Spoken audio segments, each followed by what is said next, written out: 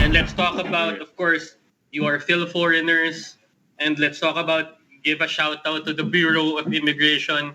We want you to talk just how difficult it is to secure and to just get those papers out of the way. Troy, let's start with you. How hard was it to be cleared with that hurdle?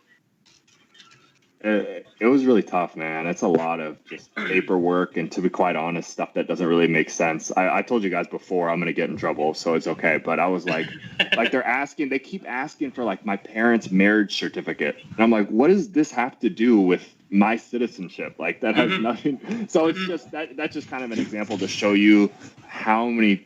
The paperwork is just endless, and having to go to this place, and I had to go to the U.S. and then the Philippines and then back to the U.S. Like. It's a struggle. I understand. I think the PBA and the government is in a tough situation because you want to make sure things are done the right way. So I empathize with them having to go through that. But I think, like I said, for anyone, even people who aren't in the like debatable kind of situations, it's a lot of work. So that was a stressful period for me, and I'm happy to have it done. But like I said, I empathize with those people who are going through it. It's a really tough process. James, about you, what are your thoughts on that? Those requirements for Fil-foreigners? Mate, I'm gonna just put it out there. That whole process is bloody hard, man. Like, wow. Like, I'll give you a story. Still D-League at the time, so it was like February 2020 or January 2020. And my agent, PJ Polaris, he calls me and Jamie and says, hey, I need you to meet me at the Bureau of Immigration because we need to get some documents for you. We have to meet a lawyer, there and settle some stuff. So I rock up there, I think it was 8 a.m. Get there. PJ gets there. Jamie gets there. They both look at me. I'm wearing shorts. They won't let me into the Bureau of Immigration. I'm like, man, I have to go all the way back to my condo, put on some pants just to go into this building. So I'm like... Yeah, you're too tall, too. You can't borrow pants from anyone. Exactly. So it's not like I could just go to the guy on the side of the street and buy some pants. Like, I had to go all the way back to my condo, get some pants on, go back to the Bureau of Immigration. So that multiplied by 1,000. Yep. That's exactly what those Fil-foreigners are feeling.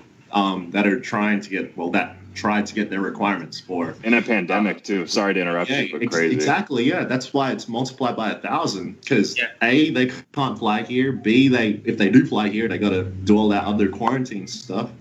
And C, like, there's so much small detail stuff that has to go into these documents that it's like back and forth.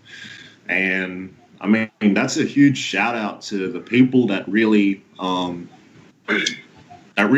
the in-betweeners with all of this. Like, I'm sure Troy had help with getting his paperwork done from someone, and same as me. So, that whole process it's not easy, man. So it's a huge thank you to, my agent, PJ Polaris, for doing all that stuff. And I'm sure Troy, feels the same way towards the people that helped him. So it's like, shout out to Bureau of Immigration, man. Shout out to them. Shout out to them, man.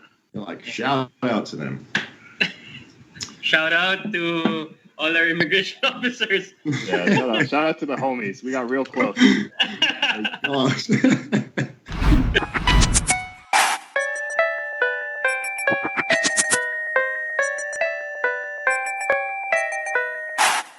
Yoga pain, yoga pain, yoga pain.